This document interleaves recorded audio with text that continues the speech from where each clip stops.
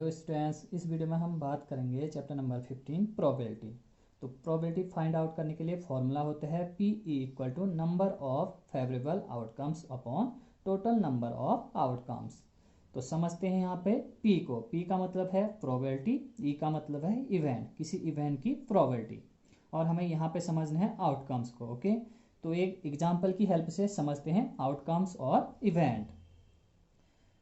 तो suppose that हम किसी कॉइन को टॉस कर रहे हैं, उछाल रहे हैं। Okay, tossing a coin, tossing a coin, ये कोई एक्सपेरिमेंट है। ओके, कॉइन को टॉस करना क्या हो गया, एक एक्सपेरिमेंट। तो किसी भी एक्सपेरिमेंट में जो पॉसिबल रिजल्ट होते हैं उसे कहा जाता है outcomes. Outcomes, tossing a coin. तो जब हम कॉइन को टॉस करेंगे तो पॉसिबल रिजल्ट कौन कौन से होंगे, या तो आएगा हेड, ओके, या तो आएगा हेड, या क्या आएगा, टेल। तो यहाँ पे पॉसिबल रिजल्ट कौन कौन से हुए, एक तो हुआ आपका हेड, ओके, एक है हुआ हेड और एक हुआ टेल। तो यहाँ पे टोटल दो रिजल्ट हैं, तो इन दोनों को हम कहेंगे आउटकम्स। हेड को भी कहेंगे हम आउटकम, ओके, और टेल को भी क्या कहेंगे, आउटकम। तो किसी भी एक्सपेरिमेंट में जो भी पॉसिबल रिजल्ट होते हैं उसे कहा जाता है आउटकम। ओके, अब बात करते हैं इवेंट की। ये पी ई लिखा है, प्रोबेबिलिटी ऑफ इवेंट। तो जिस आउटकम की प्रोबेबिलिटी फाइंड की जाती है उसे कहा जाता है इवेंट। सपोज दैट हमें प्रोबेबिलिटी फाइंड करनी है यहाँ पे हेड की। Okay, find the probability of head, find the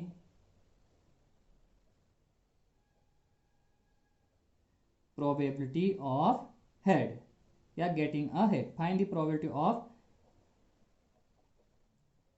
getting a head, head आने की प्रोबेबिलिटी फाइंड करनी है। ओके, एक हेड आने की क्या प्रोबेबिलिटी होगी। तो हम बात कर रहे हैं हेड की। तो हेड यहाँ पे आउटकम, हेड को हम आउटकम भी कहेंगे, और हमें हेड की प्रोबेबिलिटी फाइंड करनी है। तो हेड को ही हम कह देंगे इवेंट। तो यहाँ पे लिखा जाएगा पी हेड।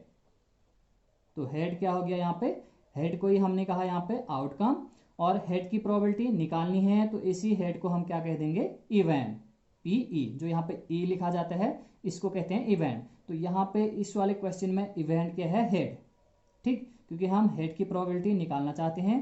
तो हेड एक आउटकम है, तो जिस आउटकम की प्रोबेबिलिटी फाइंड की जाती है उसी आउटकम को हम क्या कह देंगे, इवेंट। ओके, तो पी हेड इक्वल टू होगा, फॉर्मूला लिख लेते हैं, number of favourable outcome, favourable outcome या आउटकम्स लिख सकते हैं, upon total number of outcomes. Okay, तो जब हमने एक कॉइन को उछाला तो टोटल यहाँ पे कितने आउटकम्स आए, दो, एक हेड और एक टेल। ठीक, तो टोटल आउटकम कितने हैं, टू हैं। तो यहाँ पर हम लिख देंगे टू। अब बात करेंगे हम फेवरेबल आउटकम्स की। तो क्या फाइंड करना चाहते हैं हम, हेड की प्रोबेबिलिटी। तो हेड कितने हैं, यहाँ पे सिर्फ एक ही हेड है। जब हम सिक्का उछालते हैं, कॉइन को टॉस करते हैं, तो हेड कितना होता है वहाँ पे, सिर्फ एक ही। तो जिस इवेंट की प्रोबेबिलिटी फाइंड की जाती है उससे रिलेटेड, ओके, उससे रिलेटेड जो भी आउटकम्स होते हैं उसी को हम कह देंगे फेवरेबल आउटकम। तो फेवरेबल आउटकम क्या है यहाँ पे, हेड, और हेड कितने हैं, सिर्फ एक ही। तो हम लिख देंगे 1/2।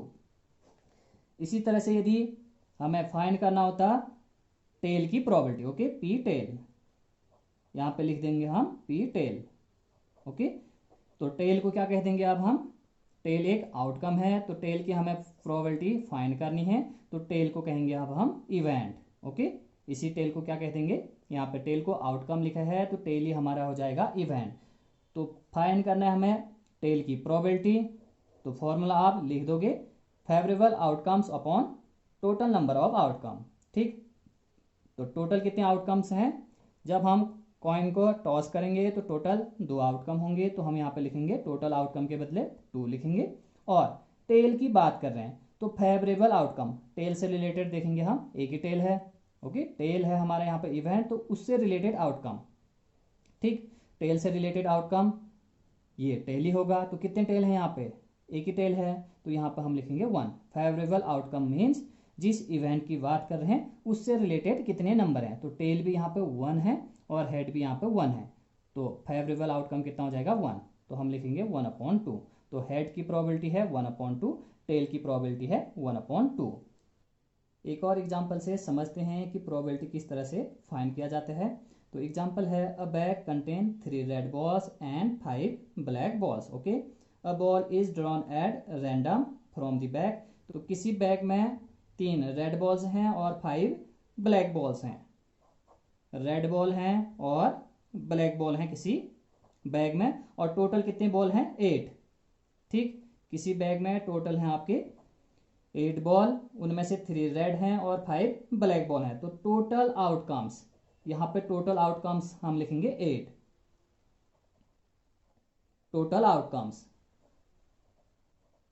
Total outcomes equal to 8। और रेड बॉल्स हैं, फिर हम लिख सकते हैं red balls, red balls equal to 3 black balls, black ball है 5।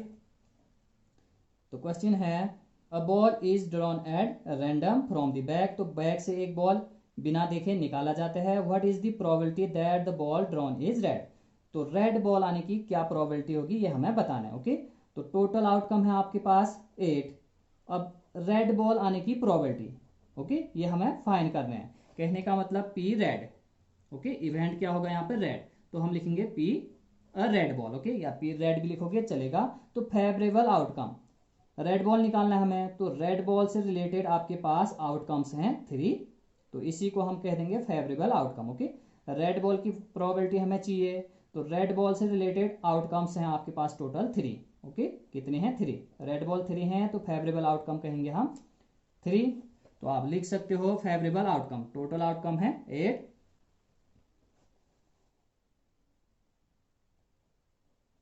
Favourable outcomes equal to 3। तो पी रेड इक्वल टू आप लिख सकते हो number of favourable outcomes upon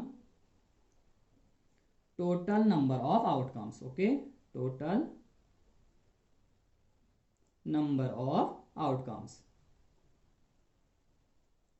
तो फेवरेबल रेड बॉल की प्रोबेबिलिटी चाहिए, तो रेड बॉल से रिलेटेड आउटकम्स हैं 3, तो फेवरेबल आउटकम हम लिख देंगे 3 upon total outcome, total ball हैं 8, तो टोटल आउटकम 8। तो पी रेड या पी अ रेड बॉल आप लिख सकते हो पी रेड।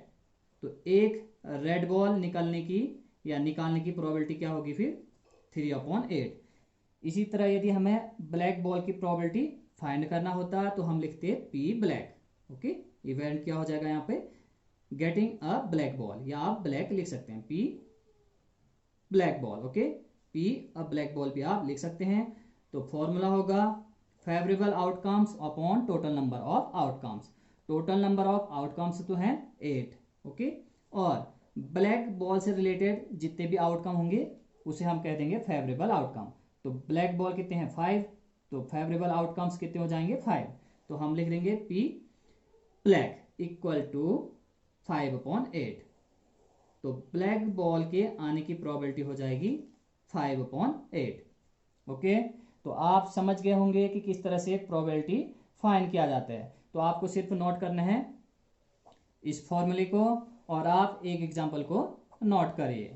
तो अब हम नेक्स्ट वीडियो में सॉल्व करेंगे एक्सरसाइज 15.1। Thank you.